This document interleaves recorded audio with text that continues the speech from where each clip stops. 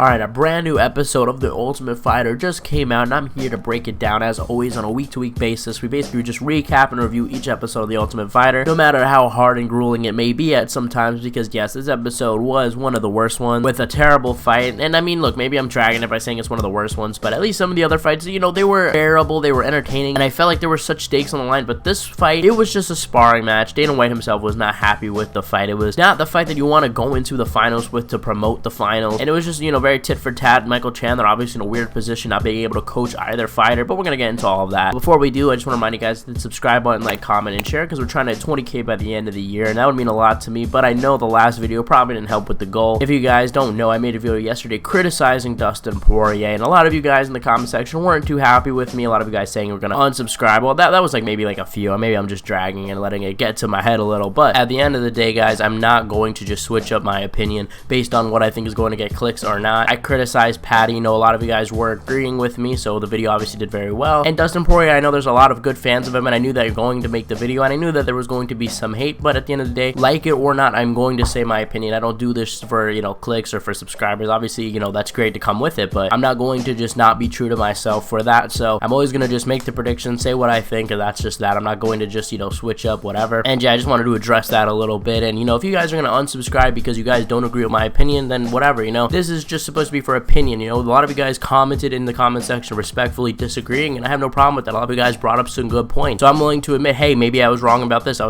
and that's why I created this, just for discussion purposes. I want to be able to discuss MMA with you guys and just, you know, overall hear some interesting takes, give some interesting takes, and we'll see where it ends. You guys aren't going to agree with every take I give. I'm telling you this right now. Nobody is going to agree with every take I have, and I'm not going to agree with every take anybody else has. That's just how it's going to be. So I understand, just was giving my opinion, and that's just that. I'm going to just leave it at that. Maybe I'll make a follow-up video depending, but the video did pretty decent, so whatever. But anyway, guys, now that you got that out of the way, I want to talk about The Ultimate Fighter, because this episode, like I said, wasn't one of my favorites for sure, but there was an interesting Conor McGregor moment. He did go to the house, make his Irish stew, and the episode opens up and they realize that, you know, there's been rearranges to Conor McGregor's team. Now, I did predict Brad Katona would obviously go to Conor McGregor's team because he is Conor McGregor's teammate, so not to sound like a genius or anything, but, you know, he was clearly going to be with Rico on Team McGregor. If you guys remember the last few episodes, you know, obviously Conor McGregor went 7-1, won the last one, so they wanted to shake up the teams a little bit. They volunteered Kurt Holloway and Jason Knight to go over to Team McGregor. Both of them declined. Only Brad Katona really was able to go. They wanted to stick with Michael Chandler, which makes sense at a certain point because Conor McGregor has been so divisive so far to Michael Chandler's team. Obviously, you know, having an outburst last episode, basically calling them, you know, here today, gone tomorrow. And yeah, so there's a lot of back and forth with McGregor and the whole team. So it's no surprise to me that Brad Katona, you know, is just going to move to Team McGregor. It was easier from the start. He always wanted it to be that way. And yeah, I like that. It's a lot better. I think it's a good solution, just so we can still have Conor McGregor and they're coaching some guys. But yeah, Conor McGregor went there, and you could just tell the red team doesn't like Conor McGregor, which is funny. And that was basically all of the Conor McGregor we got. He was there during the fight, but other than that, that was basically it. Now, Michael Chandler was in a pretty interesting spot in this episode because his two guys, Austin Hubbard and Roosevelt Roberts, were both on his team, right, since the beginning of the show, and they had to fight each other because obviously, in the lightweight bracket, there's only Team Chandler's guys, so obviously he's gonna have to be in a sticky situation for those fights. And yeah, so he basically was kind of, you know, not coaching them at all. Signed one coach to hit the other fighter, another coach the other one, and there was no cornering during the fight, so it was just dead quiet basically. And yeah, the thing about this fight though is that they were two friends training a lot together, and apparently these are some of the higher level guys in the lightweight bracket right now, so it made sense, I guess, to pair them together. And yeah, I thought Roosevelt Roberts was gonna win this one. He just seemed faster and everything like that, but the fight was very slow, and Roosevelt Roberts didn't commit at all. He was going backwards, which I was very surprised about. Obviously, he just came off of that win against Nate Jennerman in 8 seconds or something like that, crazy in the first episode. Austin Hubbard won a decision against, I think, Aaron McKenzie. And yeah, so these guys went the full 15 minutes, and I scored it 29-28 for Austin. I thought he won. The first round just by a bit. Won the second round, and I thought that Roosevelt won that third round with the takedown, just barely. So yeah, it was a very close fight to judge. Honestly, I wouldn't have said anything if Roosevelt won the fight. I just probably would have just disagreed a little bit, but Roosevelt's now out of the competition. I don't know about him getting into the UFC anymore because that was a really bad fight. Dana White did not seem happy about it. And yeah, basically it just seemed like two guys that were friends not wanting to fight each other. We saw something like this in the PFL recently, where two guys, you know, they were friends, they were teammates paired up against each other in that tournament and didn't really fight each other, right? It's a tough situation to be in as friends. I know that they're friends, you know, outside of all of this, so that sucks. But at the same time, you know,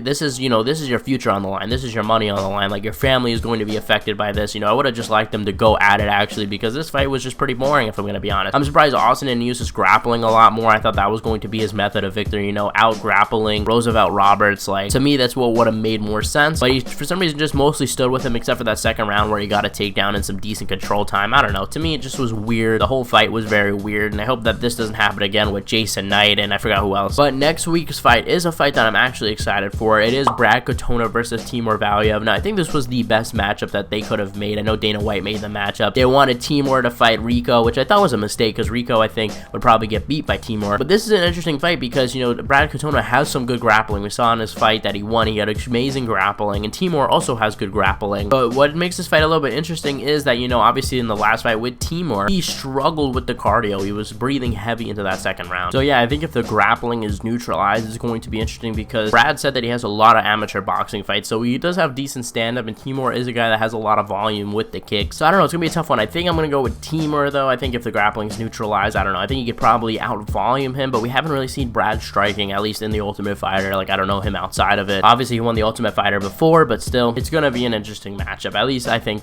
so, and I'm actually excited for that one. That's one of the matchups, one of the few matchups I think is actually going to be a really competitive one. I hope that fight isn't boring. Next week we're going to see, it looked like there was some blood, you know, I would assume that one would probably go pretty deep into the distance. But once again, man, these episodes need to be like longer. Like, this needs to be 90 minutes long because we're not seeing the Michael Chandler Conor McGregor interaction. Something needs to be cut out, especially now that there's 15 minutes, but they're not going to do that. I just think that the show has fallen off so much from where it started all the way back then. The first Conor McGregor season is light years better than this one. This one was so entertaining. The one with Uriah Faber, I believe. That was an interesting season because we saw Conor McGregor really get on the nerves of Uriah Faber, and it just felt like there was so much more time because I think the episodes themselves were longer. Even if you add like 7 minutes or something like that, I just think it being on ESPN is such a mistake. But it is what it is. They're not going to listen to me because they're probably getting made a lot of money. So, but yeah, guys, let me know in the comment section below, what do you guys think about this? You guys enjoying the Ultimate Fighter? You guys even still watching the Ultimate Fighter? Let me know. You guys are the best fan base in MMA. Make sure you check out my Dustin Poirier video, and I'll see you guys in the next one.